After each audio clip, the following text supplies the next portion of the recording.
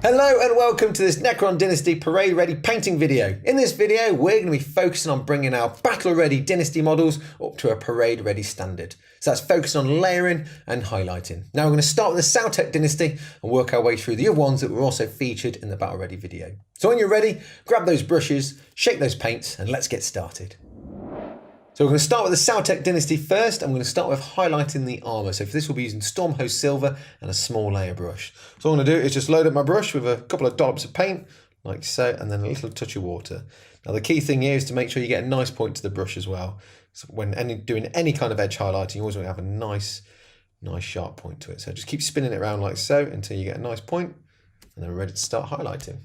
So what I'm going to do is start picking out like the edges and stuff. So things like the shoulder pads here, you can just use the edge of the brush like so and just get a nice consistent line. That's the great thing about things like this. You always get a nice consistent line when you're just using the edge of the brush. However, in some places you're going to have to use the tip of the brush just to get some of those details. So just take your time, find all those edges and start picking them out. Having your shoulders supported on a nice surface like the table will give you a nice strong line as well. So it won't be so wobbly, you won't get shaky hands as much. There we are with the Necron armour now highlighted. What we're going to do now is move on to highlighting the other details. So we're going to start by highlighting the black details, and for this we'll be using Dawnstone. After that, for the green cables, we'll be using Warpstone Glow to finish off a nice little highlight of Moot Green. And then for any of the glowy effects, we're going to finish off by just doing a couple of dots of white scar. But first of all, let's move on to the black. So as always, I'm just going to get a couple of dollops onto my palette, a little touch of water, and the key thing of making sure I just roll that brush so I can get a nice point to those bristles. And then we're ready to start highlighting black casing. So again, if you're not sure where the highlights will go, it's always worth just checking the box art to see where Heavy Metal have highlighted theirs as a good point of reference. But most of the time you're just looking to pick out the edges. With the black gun casings now highlighted, we're going to move on to highlighting the gun cables. And now for this we'll be using Warpstone Glow as the first colour. So I'm starting about the middle here just to give it a bit of a transition, like an energy glow. Now you can always add a bit more water to your mix and then just make it a little bit lighter as it gets closer to the edges like so. And again, there's other cables probably underneath where it's rib cages, so just make sure you do those as well. There we are with the Warpstone Glow now applied. What we're going to do is move on to Moot Green, and we're just going to do a little fine highlight just going across the cable like so. So take your time. If you do find it gets a bit wibbly wobbly, just use your Warpstone Glow to make it a little bit finer again. There we are. Now that we've highlighted that cable with Moot Green, we're going to finish off by using White Scar to pick out the glowy area. So I'm just going to do a little dot here and there on those orbs. Also, if you wanted to, just to make some more definition, a bit more of a glow effect on your cable, you can always add a couple of little dots of white on here as well, like so. Give it more of a glowy effect. And of course, don't forget the eyes. And there we are with the Sautek Dynasty done. We're now going to move on to our next one, which is the Nihilakh Dynasty. So as you can see here, I've already brought some bits to Parade Ready level following the Sautek guide. So again, that's the armour, the cables, the gun, etc. So what we're going to concentrate on now is the turquoise armour and the gold. So first of all, we're going to start with the gold. We'll be using Retributor armour as a tidy. So that's just picking out some of the raised details. We'll then highlight with Stormhost Silver. After that, for the turquoise, we'll use Thousand Suns Blue again, more of a highlight as opposed to a layer. And then we'll finish off with Aramen Blue as the final highlight. So first of all, let's start off with that Retributor armour. So I'm just going to get a little bit onto the palette, a little touch of water. Again, I'm using a small layer brush for this as well. Again, make sure we get that brush to a nice fine point, like so. And then we'll start picking out those raised areas. So what we're going to do here is just start using Retributor armour just on those raised areas like so, and still maintaining some of those parts with Agrat Silver Shade in the recesses. There we are with the tidy up of Retributor armour now done. We're going to move on to Stormhost Silver. So we're just going to be concentrating on those edges, sort of like around the eye sockets, his mouth, and obviously the cartouche just down here too. There we are with the gold now done. We're going to move over to the turquoise, and for this we'll be starting off with Thousand Suns Blue. Instead of a layer, I'm going to start doing this as a chunky edge highlight, because the great thing about using something like a Thousand Suns Blue than doing a shade is you'll get another tone if you just use it as a highlight straight after. You can see here, you've almost got a different colour. So I'm going to do this first of all. I'm just going to start going around all those edges. Don't forget the cartouche and the stripe on his helmet as well. There we are with the Thousand Suns Blue now applied. We're going to finish off by using Aramen Blue. So again, just going to be using the edge of the brush like so, just get a nice fine line. Now the idea is to get a line slightly thinner than the previous one so you can have a bit more of a gradient coming through. Take your time. If you make any mistakes, you can always tidy back up with Thousand Suns Blue. There we are with the Nilak dynasty now painted up to parade ready level. We're going to move on to the next one, which is the Novak dynasty. Now some of the areas have already been painted following the Sautek guide, like the armour, the cables and the gun. So all we're going to do is concentrate on the red armour and the little white symbol. So first of all, for the red armour, we'll be using Evil Sun Scarlet as the first highlight, followed with Wild Rider Red. And then we're just going to tidy up that symbol with a little bit of Korax White. So first of all, let's start with the red. So I'm just going to apply a little bit of Evil Sun Scarlet, a little touch of water again. And again, the key thing here, keep making sure you get that brush to a nice point. So roll it around like so. And then we're ready to start doing our highlighting. So I'm just going to, like we did on the Nilak Dynasty one, is start running it around the edges like so. Again, this first highlight can be quite chunky, because the next one will add a bit more definition as well. There we are with the Evil Sun Scarlet now done. We're going to move on to using Wild Rider Red. So again, we're just going to make sure this is a slightly finer highlight, just so we can see some of that Evil Sun Scarlet through. So just take your time to work your way around the model like so. Again, if you make any mistakes, you can just tidy back up with the previous colours.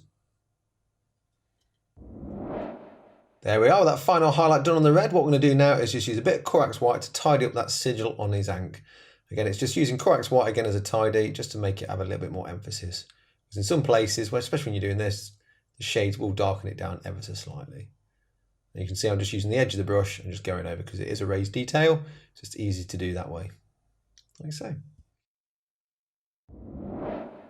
There we are with the Novak dynasty now done. We're going to move on to the next one, which is the Mefrit dynasty. Now the majority of this model has been painted following the Sautek guide, so what we're going to concentrate on now is the armour, which is going to be green, and of course the orange glow. So for the green armour, we're going to tidy back up with Deathwood Forest, and then we'll be using Zamisi Desert as a final highlight on it. And after that, we're just going to use Fire Dragon Bright to really make that orange glow pop out. So first of all, let's start with that Deathwood Forest. So we're going to treat it as a bit of a highlight. So all I'm going to do is add a little bit of water to that. I'm still using my small layer brush. And again, the key thing here is get a nice point to the brush. We'll move that little thing out there. We don't need that. So there we are. Once I've got a nice point to it, we're ready to start highlighting up. So again, just using the edge of your brush, just work around just to help give you some nice, consistent lines. In some places, you can just use the tip of the brush as well. There we are, with that tidy up now done. We're going to move on to Zamisi Desert. So this is going to be a nice fine highlight. So I'm going to start probably on the actual shoulder pads again. So again, using the edge of the brush just to get a nice super fine highlight like so.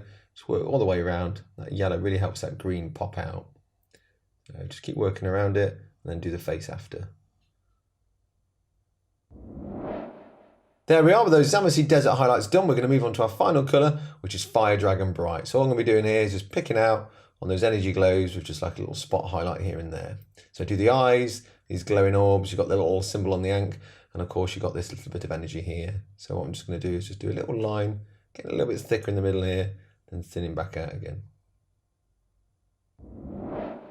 And there we are with the energy glow done. The Mefrit dynasty is completed. So what we're going to do now is move on to our next one, which is the Thocht dynasty. Now I'm going to start with the black armour. This we'll use Dark Reaper as the first highlight, then we'll move to Fenris Grey after.